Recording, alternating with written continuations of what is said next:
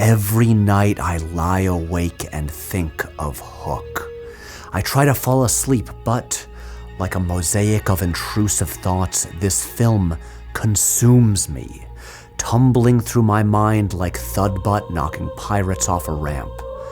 I wish I could just drift off to sleep, but tonight I'm lying here in a cold sweat, thinking about one particular weird aspect of Hook. Hear me out. The film begins at an elementary school play. Peter Banning is watching his daughter perform the lead role, and the play they're performing is Peter Pan.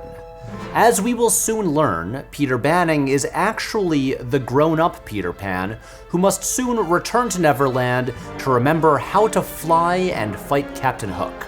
But for now, here in our world, he thinks of Peter Pan as we do, as a fictional story.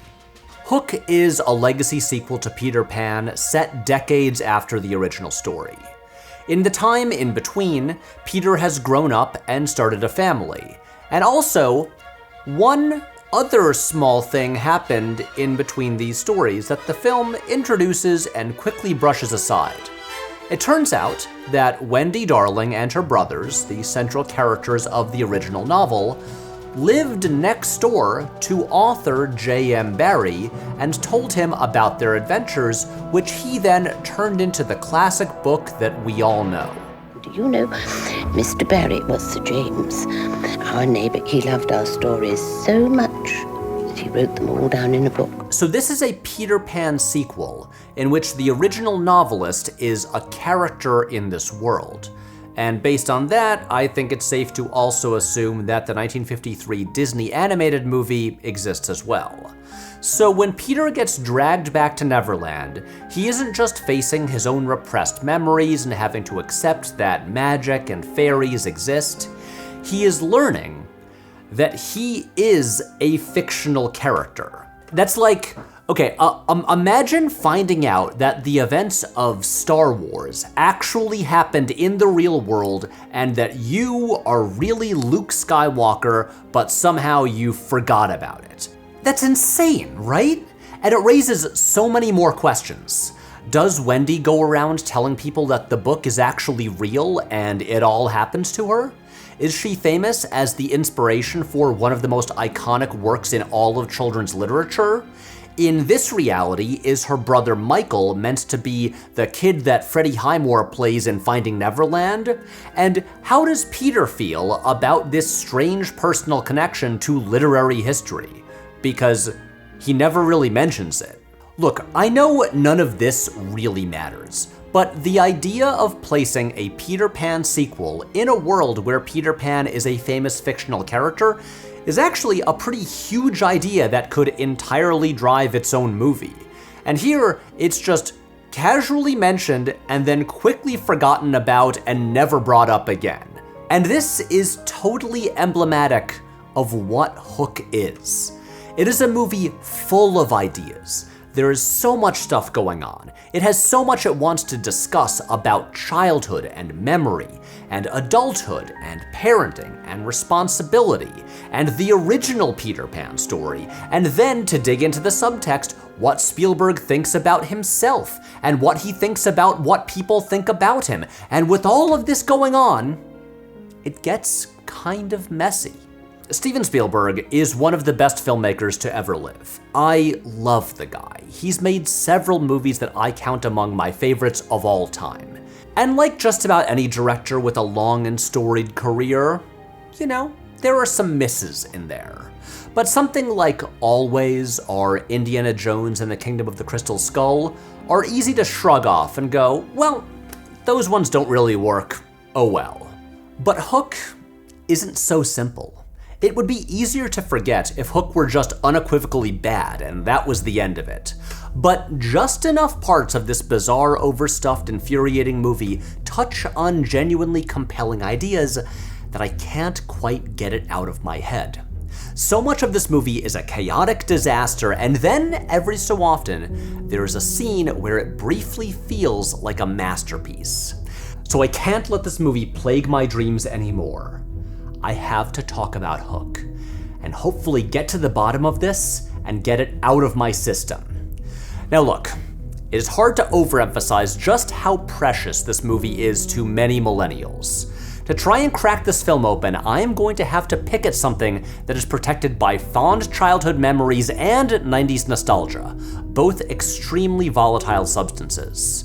These days, being publicly critical of Hook could start a deluge of outcry and wrath from within my own generation. Anytime I try to talk to my friends about this movie, they bristle and say, "Patrick, you have to watch it from a kid's perspective. Put aside your cynicism and embrace the whimsy. Bangarang."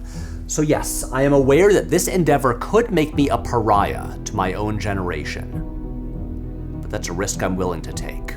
So I want to place a disclaimer here before we embark. This is not going to be a simple Hook sucks video. Hook is an important milestone in the history of one of our greatest living artists. This movie came at a major transition point in both his professional and personal lives, and he came out the other side a different person. Spielberg has mentioned in many interviews over the years that he doesn't go to therapy, that making movies is his therapy. And so, does that make Hook the weirdest, most expensive therapy session anyone has ever had? Or do I just need therapy because I'm sitting here in the middle of the night monologuing about a 35-year-old kid's movie? Well, I guess we'll find out.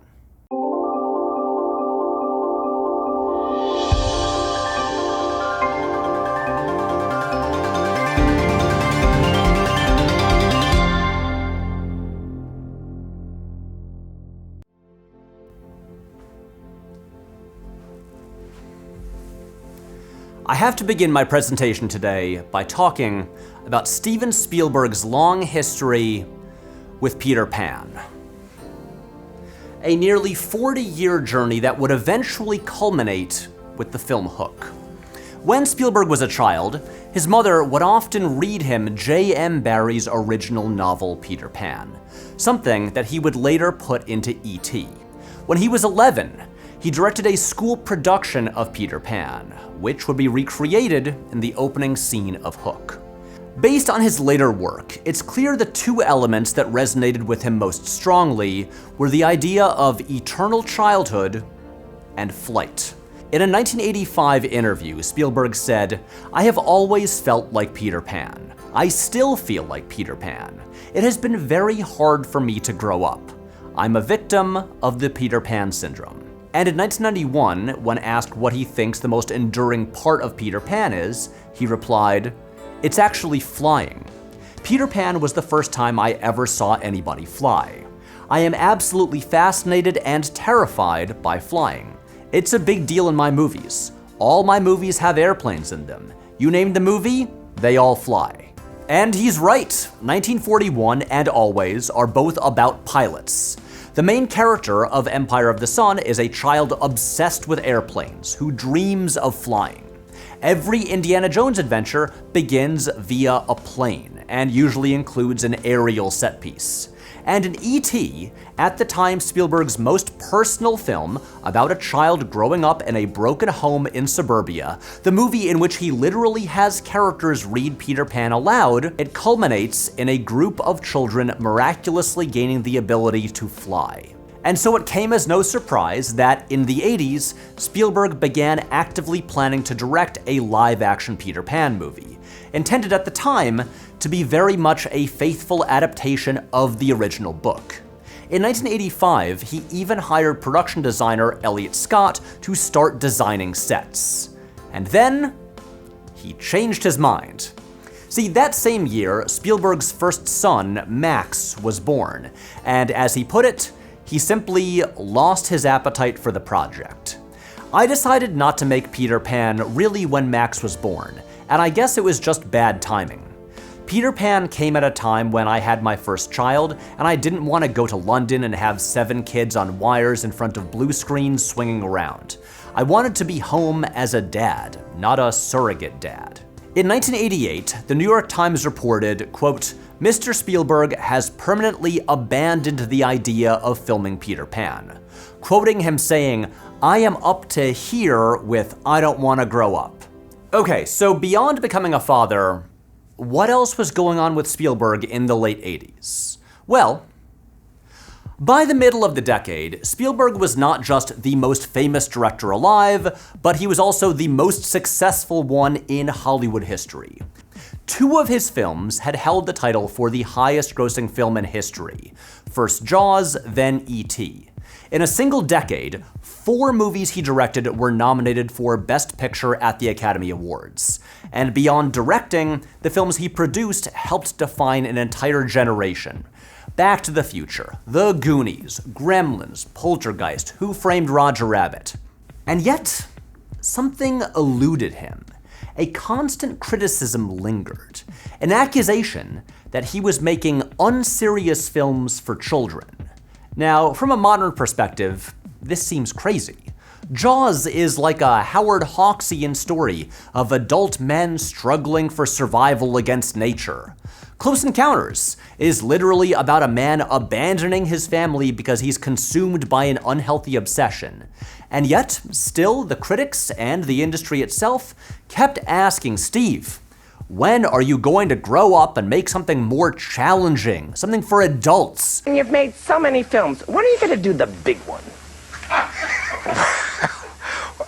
What do you mean big one? Something that clicks with the public. Something that clicks with the public. Yeah.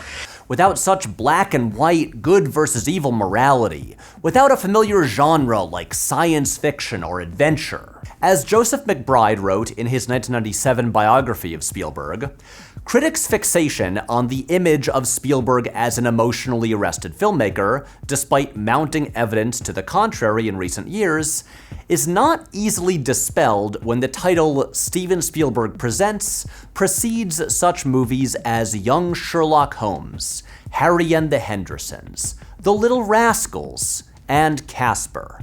The kind of derivative assembly line product that gives family entertainment a bad name.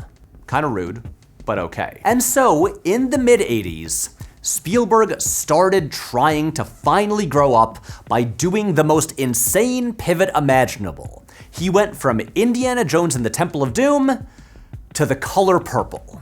On paper, The Color Purple is like the most Oscar bait project he could possibly find. It's based on a Pulitzer Prize-winning novel. It's about a queer black girl growing up in poverty in rural Georgia in the early 20th century. Now obviously, Spielberg is a really weird fit for that movie. If nothing else, it should have been made by a black filmmaker, or a woman, or both, and everyone could tell that he was way too thirsty for an Oscar. And despite all of that, the movie is actually still pretty good. Like, look, the man is one of our greatest living filmmakers. If you give him good material, he's gonna make something watchable. And hey, the movie got a Best Picture nomination, it was a box office success, and still, critics went after him. They wanted him to grow up, just not like this. So a couple years later, he tried again. Empire of the Sun was based on J.G. Ballard's novel about a young British boy who ends up in a Japanese prison camp during World War II. And it was a better fit this time. In many ways, this was the perfect project for Spielberg's shift into more adult fare. It's a story from a child's perspective, the thing that he is famously great at, and the child is obsessed with airplanes and flight, just like Spielberg. It's about the end of childhood innocence brought on by the horrors of war. So it's literally about the transition out of childhood, like Spielberg is trying to do himself. It combines so many of his recurring obsessions, and it has the feeling of a David Lean movie, one of his favorite directors. I think Empire of the Sun is one of Spielberg's more underrated movies, and yet, unfortunately, it got a mixed reception both critically and commercially, and it failed to make much of an impact. In a review for the Los Angeles Herald-Examiner, Peter Rayner wrote, "I hope Steven Spielberg's Empire of the Sun wins him that damn Oscar, so he goes back to making movies that give real and lasting pleasure to people." And so at the end of the 80s, Spielberg was still struggling with this transition. He was planning to direct Rain Man and spent a while developing that project, but had to leave because of prior scheduling commitments. And that movie went on to win the Best Picture and Best Director Oscars that still eluded Spielberg. The guy simply couldn't win. Other than the millions and millions of dollars that he was making because, again, he was the most commercially successful director of all time. I didn't get it. I wasn't nominated. Everybody loves a winner, but nobody loves a winner. And so he made a third Indiana Jones movie, a surefire hit, the kind of thing he can do in his sleep and still knock out of the park. But he admitted that he was, in his own words, consciously regressing. That same year, he made Always, a weird, forgettable remake of an old Victor Fleming movie that no one really cared that much about except for him and Richard Dreyfuss. But still, Spielberg was torn between his mastery of commercial blockbusters and this desire to evolve, between the childish movies he was accused of making and the serious, mature films he wanted to make. His friend George Lucas said that around this time, Spielberg told him, quote, "I just don't want to do any more films with kids in them." But by the end of the 80s, after a few years of raising a child, the appetite for Peter Pan came back. And suddenly, he was brought a script by Jim V. Hart that asked the question, what if Peter Pan grew up and became a father? A movie that seemed to connect two eras of Spielberg's life, his Peter Pan era and his new life as a parent. And so, as a result of all this regression and progression, we got the final product, Hook. So, where do I even begin with Hook? Well, I could start with the fact that years earlier, Spielberg had floated the idea of casting a young Michael Jackson in his Peter Pan movie. When Jackson was not cast in Hook, he reportedly hired a voodoo witch doctor to put a curse on Spielberg in retaliation. But there's no real reason to start there. I just couldn't make a whole episode on Hook without mentioning it. I could start by going through the long list of questions I have about the internal logic of the movie. Like, why does Peter forget about Neverland, but no one else does? How does Hook get to London when he isn't able to fly? How does Hook know that Peter has kids, and yet he doesn't recognize Peter as an adult when he sees him? But as much as I would genuinely love answers to all of those questions, they are not the real problems with this movie. We're not here to cinema sins Hook. I wrote over 20 pages of notes trying to find an angle into this movie, some way to explain why I find it so maddening. I read every Spielberg interview I could find. I read the original J.M. Barrie Peter Pan book. I bought a copy of this old issue of Premiere magazine so I could read their feature on Hook. And finally, I figured it out. The reason that Hook feels so chaotic, so at war with itself, so tonally inconsistent, is that inside it are really 3 separate movies, all struggling for dominance. The 3 hooks. Always you wrestle inside me. So let's talk about them.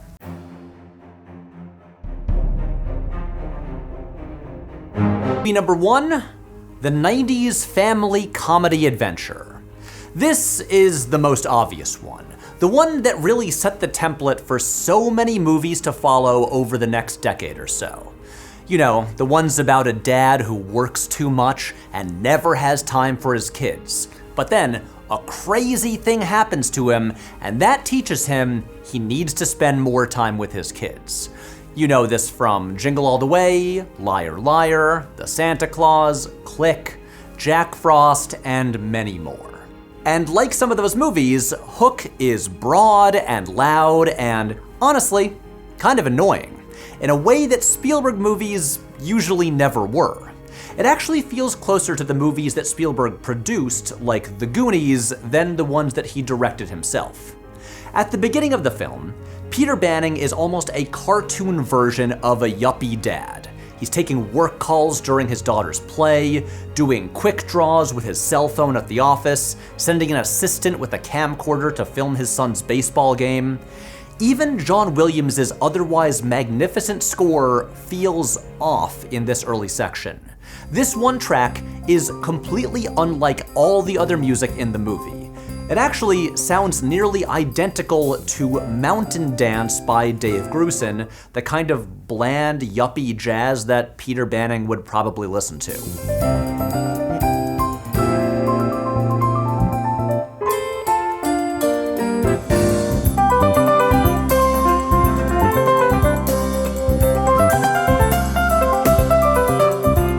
It's almost impossible to believe that Willems had anything to do with it. Like, I'm willing to bet this was temp music that he was just recreating. It feels like a generic 90s family comedy, not a Steven Spielberg film. And then once Peter arrives in Neverland, the film becomes this brightly lit, cartoonish, slapsticky film with lots of scenes of Robin Williams trying to connect with his former lost boys. There are training montages and chase scenes, and pants falling down, and food fights, and catapults launching Williams into a pool of, I don't know, whatever this is supposed to be. The Lost Boys basically invent 90s kids culture, with skateboarding, basketball, and getting hit with colorful goop that feels like a precursor to Nickelodeon slime. And of course, in the 90s, kids were obsessed with saying bangarang. For you Gen Z viewers, just trust me on that. I was there. The climactic action sequence has so much wacky kids hijinks, it makes Home Alone look like the D-Day sequence in Saving Private Ryan. The Lost Boys are fighting an army of pirates by shooting eggs, using paint slingshots, and Thudbutt apparently has the superpower to turn himself into a human bowling ball. There is no sense of danger, just a cartoon of kids pranking grown-ups. Now look, I get the appeal of this, and obviously it really hit with kids in the 90s, but this is by far my least favorite stuff in the movie. Even Spielberg's filmmaking isn't as interesting here. Like, yeah, the sets are impressive, they're some of the biggest, most expensive ones ever made, and Dean Cundey is making everything glow, which you know I love. But most of Spielberg's trademark wondrous visual storytelling comes in the earlier, pre-Neverland sections. Spielberg himself has always said he's not happy with how Hook turned out, especially everything in Neverland. What's frustrating about this movie within the movie is how uncomplicated it all is. It makes Peter's arc very simple. He's reminded of how fun it is to be a kid, he reconnects with his children, and he flies away in his green leotard. And it ignores some of the more complicated aspects of the original Peter Pan story. At the end of the novel, there's a scene that was left out of the Disney movie, where Wendy brings the Lost Boys back to London, because they realized that eternal childhood isn't as great as it seemed. They missed having parents. And in Hook, you would think that after Peter relearned how important it is to be a good father, and after Wendy dedicated her whole life to finding homes for orphans, that hey, maybe they should help out these lost boys. But no, they just stay in Neverland forever, and no one ever interrogates whether or not this is a good thing. If all Hook was this big, loud kids movie about a boring dad learning to throw away his funny little phone with an antenna that you have to pull out to answer, then I wouldn't be making this video right now. But there is so much more to this movie than that. And here's where it gets complicated.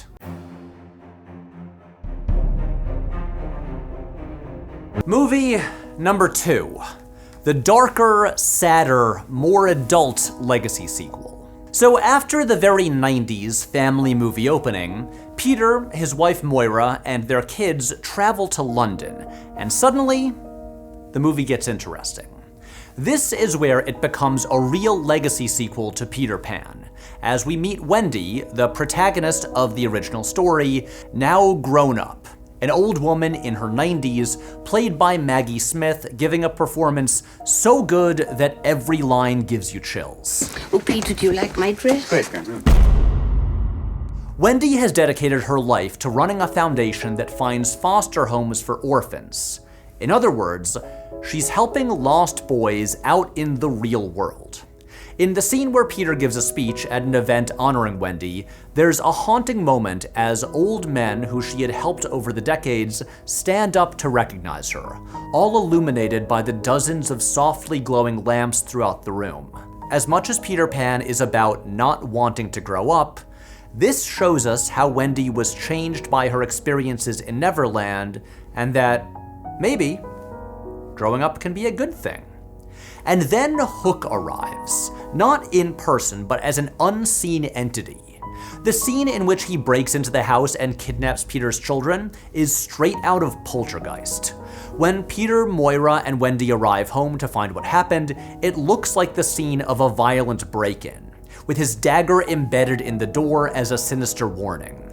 For the first and only time in the movie, Hook is scary. And then, after an odd cameo from Phil Collins as a police detective, we have my favorite scene in the movie, in which Wendy sits down and tries to explain to Peter what's happening. As Maggie Smith pleads with grave sincerity, Peter, don't you know who you are? the camera pushes in on a book with an illustration of Peter Pan, and it's in this brief moment where the film actually feels like a masterpiece. Until we actually see it, Neverland feels ominous, underlined by Williams' score here with the deep, sinister chanting. Peter having forgotten about his whole childhood makes it seem like a repressed trauma. When he sets foot back in the nursery where this all began 80 years earlier, it's not played as a happy moment. Hook as an unseen figure is terrifying. He feels more like the version of Dracula that Francis Ford Coppola would give us 2 years later. An immortal demon crossing oceans of time to find someone. Not the campy, mustache-twirling pirate that Dustin Hoffman turns out to be.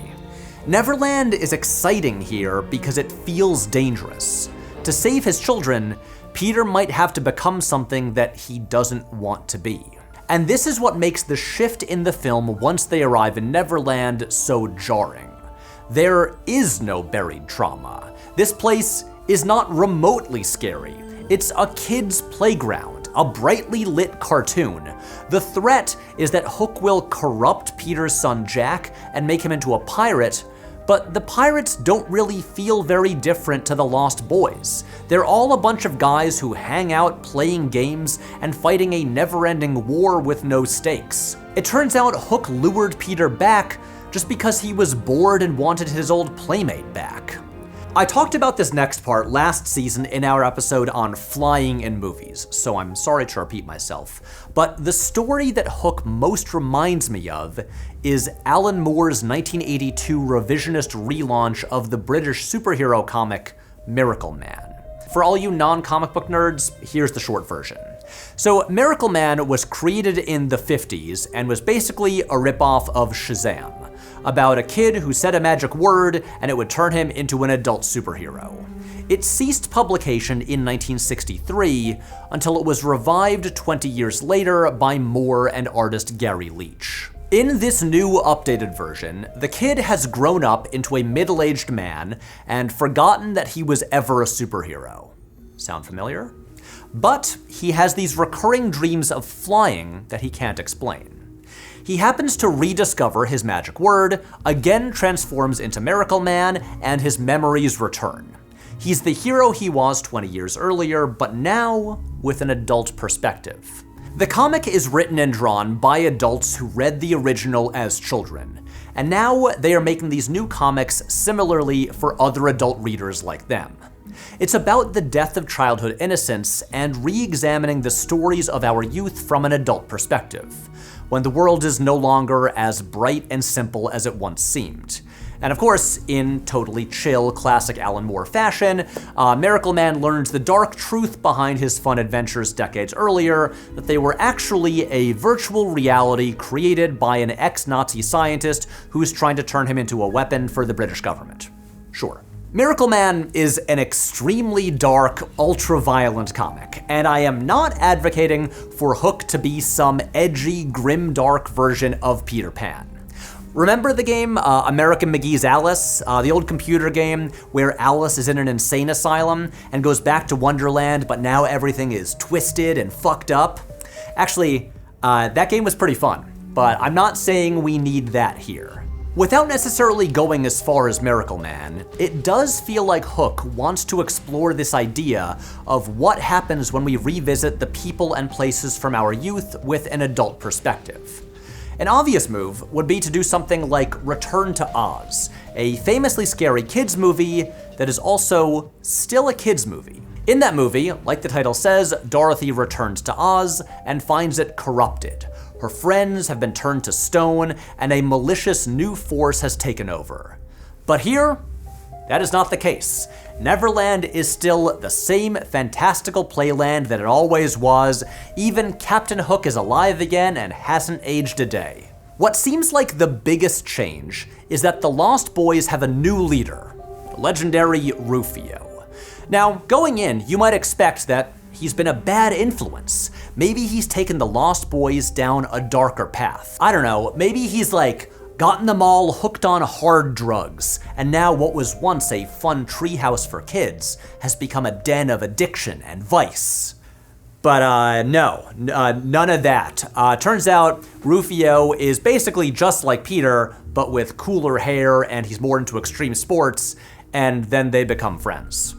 Empire of the Sun, coinciding with Spielberg becoming a parent, represents the end of his own childhood innocence. And the year before he made Hook, he got divorced, which is an extremely adult thing to go through. In Hook, he is revisiting his childhood through adult eyes. He's re-examining his old obsession with Peter Pan as an older, different person. And so the story is about revisiting the people and places from a time of childhood innocence after that childhood innocence has been lost, which is inherently really interesting. But the movie only does this occasionally, and when it does, those moments feel wildly out of place. But for the same reason, they stand out. There's the bizarre moment where Peter falls in the water and basically makes out with the mermaids. The mermaids had always been present in Neverland, but now there's this more adult attraction that didn't exist before. Actually, in an earlier draft of the script, they make Peter even hornier for the mermaids. So if you're into that scene, I'm sorry to say that Spielberg chickened out. One of the most jarring moments in the film comes near the climax. The final battle, as previously established, is a bunch of silly slapstick antics. And then Captain Hook murders Rufio. Hook, no! It is an insane tonal shift to go from thud butt rolling down a ramp like a ball and kids throwing eggs to this kid getting stabbed to death and then dying in Peter's arms. Do you know what I wish? I wish I had a dad like you. It's the kind of thing we never see in the original Peter Pan story, but it would make a lot of sense in a more mature sequel in which the darker threads were foregrounded. What was once a fun play battle now has life or death stakes. And then, immediately, the movie just moves on. The other Lost Boys never even react to Rufio's death, and Peter leaves Thudbutt in charge as the new leader. Fucking Thudbutt? The bowling ball kid? He doesn't even have an emotional arc. He has shown absolutely no leadership qualities. What did he do to deserve this? Justice for Rufio. Which now brings me to the weirdest scene in the entire movie. A scene that embodies everything, both interesting and infuriating, about Hook. In all the discussion about Hook that has raged for 35 years, there's one part that always gets left out, and it is one of the strangest and most intriguing things in what is already a very strange movie: the character of Tinkerbell. The original book establishes that, being so tiny, her body can only hold one emotion at a time, so she has big mood swings. Basically, she is Peter's endearingly temperamental little fairy sidekick. One of the most drastic reimaginings of Peter Pan lore in Hook is making Tinkerbell an emotionally complex character who appears to be an adult, played by then 23-year-old Julia Roberts. She's known him since he was a baby. Actually, the film reveals that she was the one who originally found him and took him to Neverland. And then, in a truly bizarre scene, Tinkerbell makes herself human size. She changes her appearance from her previously boyish look to that of a very feminine adult woman, with long hair and a fancy gown, and she confesses to Peter that she loves him, and they kiss.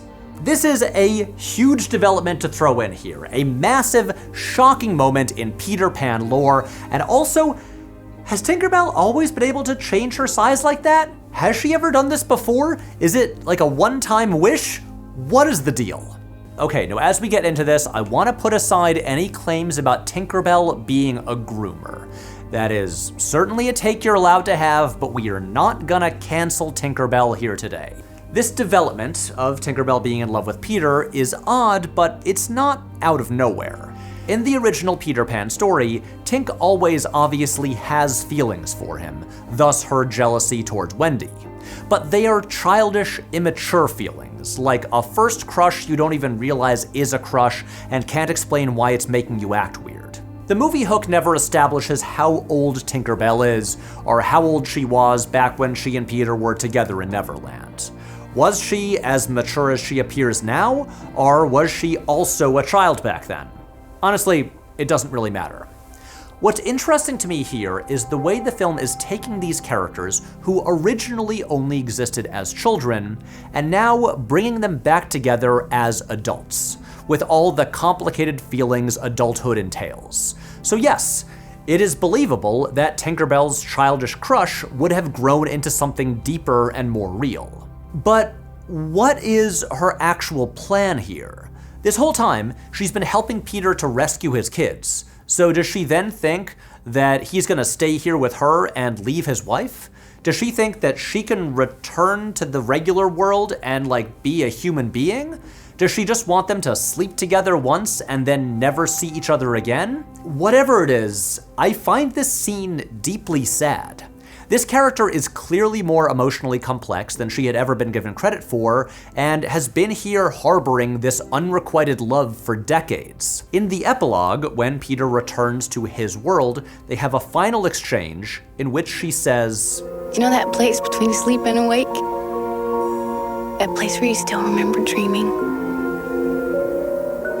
That's where I'll always love you, Peter Pan. That's where I'll be waiting. As weird and out of nowhere as this is in the movie, it's actually pretty consistent with the themes of J.M. Barrie's original story. The loss of childhood innocence has always been at the heart of Peter Pan, as everyone there is running away from adulthood and everything messy and complicated and sad that it brings with it. So bringing these characters back together to deal with complicated adult feelings makes sense. This might seem like a weird comparison, but it reminds me of the adult sections in Stephen King's It, in which former friends from childhood reunite as adults, but they've grown up and changed, and thus their relationships change. Some feelings from childhood linger, but they're different people now. And of course now, there's sex to complicate things. In his review of Always, critic David Denby wrote of Spielberg that, quote, sex in his movies is a matter of dreams and idealization. Even in his more grown-up movies, adult sexuality was something that Spielberg has almost always avoided. And so, in a film like Hook, it's not surprising that Spielberg would represent adult sexual desire as a woman in a shiny dress and then just stop there, refusing to explore this any further. I don't think the Tinkerbell thing is inherently a bad idea. I think this is a lot more interesting than basically all of the tomfoolery with Lost Boys and pirates.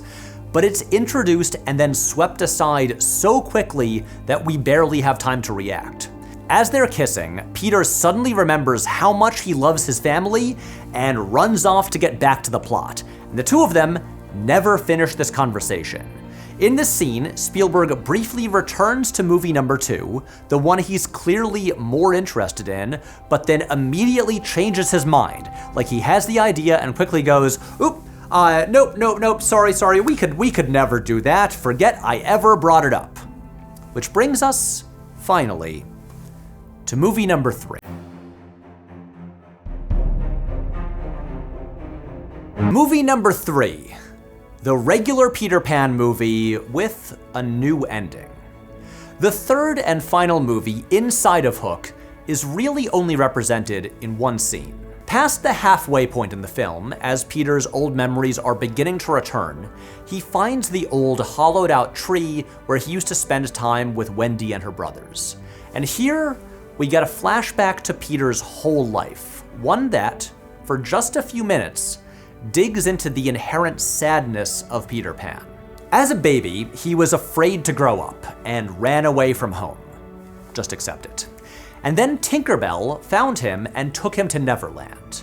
When he returned home a few years later, he found that his family had forgotten about him and moved on. So, he finds new playmates like Wendy, but eventually she grows up too and can no longer come to Neverland. Until one day, when Peter sees Wendy's granddaughter and decides to stay. It turns out that an eternity of childhood and play and no responsibility is actually pretty lonely. Eventually, Peter realized what he wanted was the family he never had and thought he didn't need. In this sequence, Spielberg and cinematographer Dean Cundey returned to the darker, more stylized imagery of the early London sections, with heavy use of shadows and silhouettes.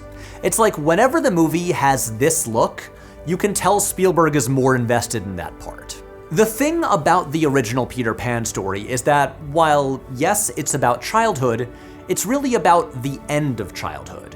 Wendy is like 12 or 13. Entering adolescence, and her trip to Neverland is one final rush of pure youthful freedom. But in Neverland, she immediately steps into the role of a mother for the lost boys. She realizes that she's ready to grow up. It's a natural part of life, and, like Peter says, to live would be an awfully big adventure. So in this flashback sequence, we get the original faithful Peter Pan adaptation that Spielberg had always wanted to make, where he gets to recreate iconic scenes like Peter and his shadow. But now, he gives it a new ending that reflects his own life, where growing up is a profound, wonderful thing. As fascinating and weird as movie number 2 is, this 5-minute scene right here could, and maybe should, have just been what the whole movie was. Spielberg has said many a time that he has never gone to therapy, that instead, making movies is his therapy. I've avoided therapy because movies are my therapy. Now, this is not completely true. He has also admitted that in 1987, he went to therapy for a year and concluded that it's not for him. But the point stands. And as a director of immense power, who can basically make whatever he wants to, the movies he chooses to make are a pretty great window into whatever is going on in his head at that time. And before you go saying, hey, maybe we shouldn't psychoanalyze this guy too much based on his work, well, in a 1991 interview promoting Hook, Spielberg said, quote, "I think it's interesting to be psychoanalyzed via my films. So, we're just following his own recommendation." As discussed earlier, when Spielberg went to make Hook, he had a 4-year-old son and a marriage that had fallen apart. He was struggling to transition into more challenging, mature films. And then there was that lingering Peter Pan obsession that had never fully gone away. But all that being said, this still feels like a really weird choice of movie to make at that time. Why does a man actively trying to leave childhood innocence behind choose to make a movie about the importance of reconnecting with childhood innocence? In an essay on Spielberg's films, Henry Sheehan wrote, "Although Spielberg's films are usually described as warm or even exhilarating and euphoric, their most prevalent temper is anxiety. Every Spielberg hero from Duel onward is, to one extent or another, worried that he is failing at some essentially male role, either lover or father. In Hook, these twin fears are merged in Peter, who is plainly a poor father and who, less conspicuously, wants to retreat from the issue of sex in general. I think the retreating from sex angle is a bit of a stretch, since other than the aforementioned mermaid and Tinkerbell scenes, none of that really exists in the movie. But the father angle, in a shocking, unexpected twist for Steven Spielberg, is very much there. It's like what the movie is about. Spielberg had spent years comparing himself to Peter Pan, and now he was an anxious new father. Suddenly, the script gets brought to him where Peter Pan grows up into an anxious father. Perfect, this is exactly what he wants. But more specifically, here, Peter Pan embodied Spielberg's great fear. What if his work took him away from his family and he became a distracted and increasingly derelict parent? And so, identifying so much with the central character, he wove in more autobiographical elements, like the school theater production of Peter Pan that he directed as a child, and Peter's fear of air travel, which Spielberg himself has. But this autobiographical aspect is all tangled up with movie number 1, the childish movie that Spielberg is trying to leave behind and is clearly less interested in. The tension between this and the more melancholy reflection on becoming an adult is like the two eras of his career at war with each other. Movie 1 is like Spielberg trying to make one of the movies he would usually produce, and in the process of making it, realizing that he's become bored with it. I felt like a fish out of water making Hook. I didn't have confidence in the script. I had confidence in the first act, and I had confidence in the epilogue. I didn't have confidence in the body of it. I didn't quite know what I was doing, and I tried to paint over my insecurity with production value. The more insecure I felt about it, the bigger and more colorful the sets became. Movie number 2, other than showing a newfound apprehension about childish things, shows Spielberg genuinely interested in telling stories about adults, dealing with adult issues and adult emotions and relationships, but he's only flirting with those ideas. He's afraid to fully commit and make that movie. Even though it's such a small part of the actual movie, movie number 3 is the best representation of where Spielberg was at personally. This is about being afraid of growing up, and then once it happens, realizing it's the best thing that's ever happened to you. This scene ends with Peter realizing his happy thought is being a father, which leads to him regaining the ability to fly, a transcendent scene of true joy and freedom. If Spielberg himself is the grown-up Peter Pan, it almost feels like this is him soaring through the air, shouting, "I did it! I got it all out of my system! I finally wrapped up my whole Peter Pan obsession!" Now, I've also seen the theory that Rufio's death, which Peter is powerless to stop, is Spielberg's way of expressing his guilt at not being present to stop the horrific accident on the set of Twilight Zone the movie, on which he was a producer. Now, this is an interesting theory, but as much as I am sitting here psychoanalyzing the guy, this is a step beyond what I feel comfortable with. The ending of the film feels so strange because one would expect that the conclusion would be about Peter finding some sort of balance as a responsible adult who's still in touch with his inner child. But instead, it seems like beyond being a parent, he has fully regressed and left adulthood behind. He manically climbs up the drain pipe and throws his cell phone out the window. I wish that Hook was a coherent statement, where we could watch it and understand exactly what Spielberg was thinking. But if it was a coherent statement, then it would be a better movie. And if it was a better movie, then I wouldn't be making this video right now. The point of Hook is that it's a mess. It's a tangle of ideas and insecurities. And unfortunately, one big part of the movie is Spielberg clearly realizing as he's making it that he's simply not interested in making children's movies anymore. It's totally understandable that he would put his anxieties about being a parent into the film, but it's unfortunate that he chose Peter Pan as the vessel for those. There are so many interesting ways to approach the story of the flying boy who never grows up, but what if Peter Pan became a stuffy lawyer is maybe the least interesting. Like, how did that even happen anyway? Did Wendy let him get adopted by Republicans? In a 1991 interview promoting Hook's release, Spielberg said, "A lot of the criticism that's come down on me has been, when am I going to grow up? When am I going to start making serious movies? My feeling is that the world is full of serious filmmakers. I enjoy the kinds of films I've been making, and even when I've attempted to make a serious film, there's a kind of, well, odor that comes from me that is unavoidable, that's going to clash a bit with The Color Purple. Inevitably, there's going to be a sweetness to the harshness when you compare it to the novel. It's just who I am. It took me a while to realize that I'm never going to be as good a director as Dustin Hoffman is a character actor, meaning that I'm not going to be able to change my style as quickly and painlessly as Dustin can, and I envy him for that talent." This may have been true in the time before Hook, but looking at his work in the decades that followed, I think Spielberg is wrong. That odor, as he calls it, the unavoidable sweetness present in movies like The Color Purple, is nowhere to be found in Schindler's List onward. The incredible thing about Hook is that what was at the time widely considered his artistic low point by critics turned out to be a moment of transformation. He emerged from this experience a stronger, more confident, and most of all, more grown-up filmmaker.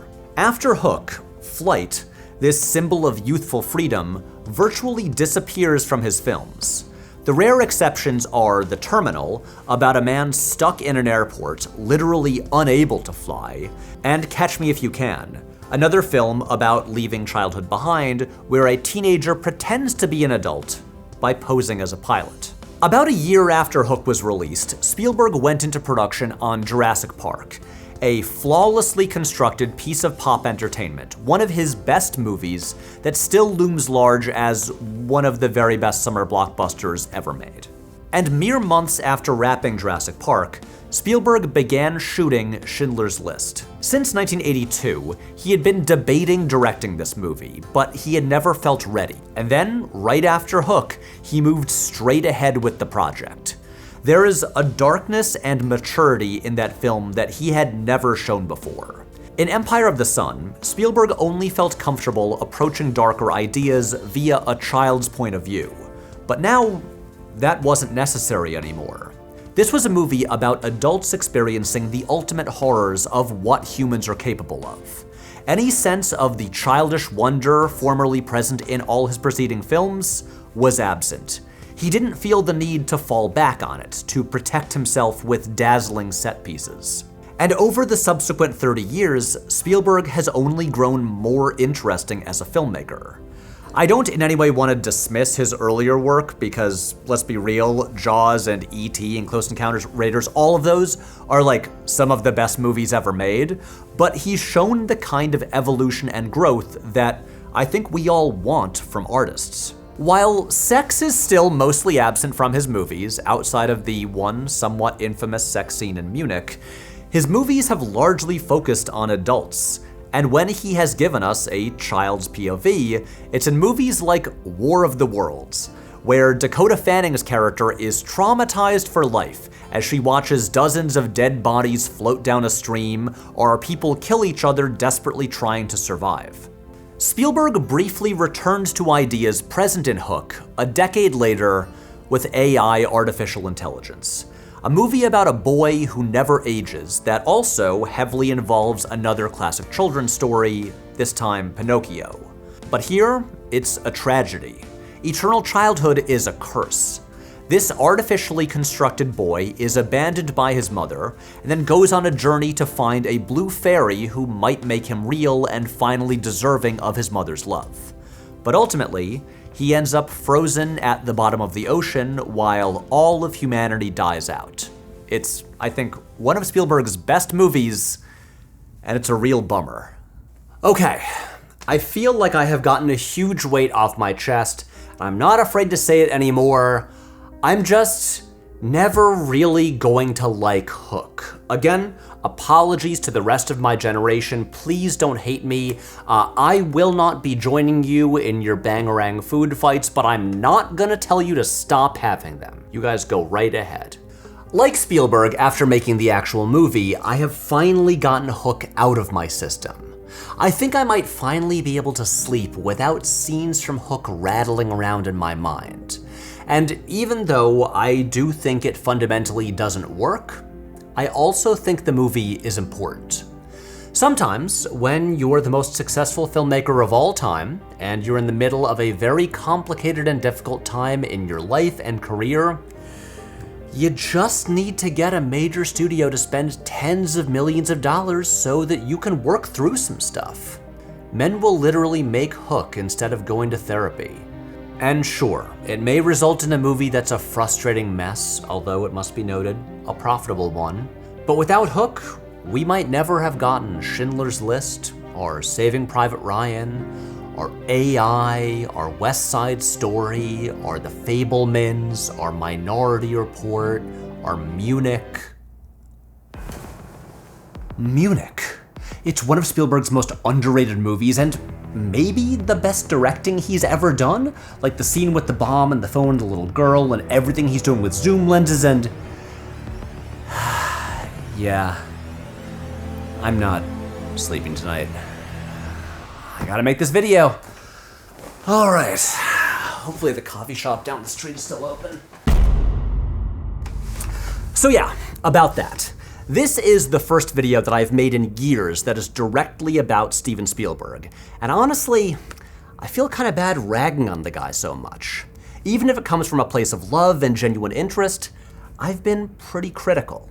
So I wanted to balance things out. Our next episode is another Spielberg episode, but this one is about Munich, his deeply underrated 2005 thriller that might be, I swear to God, the best directed movie I've ever seen. This is something I've been thinking about since rewatching Munich a couple years ago. It's such a staggering piece of filmmaking craft that I think we should be talking about Munich all the time, and I almost never see people bring it up. So that is what I'm doing. And actually, the video is already finished, and if you want to watch it, it's out right now on Nebula. Nebula, as you may have heard, is the indie streaming platform that I have been involved with since the very beginning. I'm actually the director of scripted development there, so I'm very involved. You can watch all of my videos early on Nebula, usually a month before they're released on YouTube, along with videos by over 200 of the best creators working today. Like almost all of Lindsay Ellis's videos from the last few years are exclusive to Nebula. You can see Jacob Geller's bonus videos that are only available there, and I am actually in one of the latest ones. And what else? Oh yeah, you can watch things like The Dinner Plan, my latest short film, or the great comedy debate show Abolish Everything, in which I am a guest in season 2. There is so much good stuff to watch, and Nebula is entirely funded by subscribers. So signing up also helps us make new projects, and without giving anything away, we have some extremely cool stuff in the works. If you sign up with my link, here it is, or you can click it in the description, or here's a QR code you can scan, then you will get 50% off of an entire year of Nebula, which comes out to only $2.50 per month. And a portion of that goes to supporting my channel, which I very much appreciate. So again, the Munich episode is out now on Nebula. I think it's a good one. Go check it out.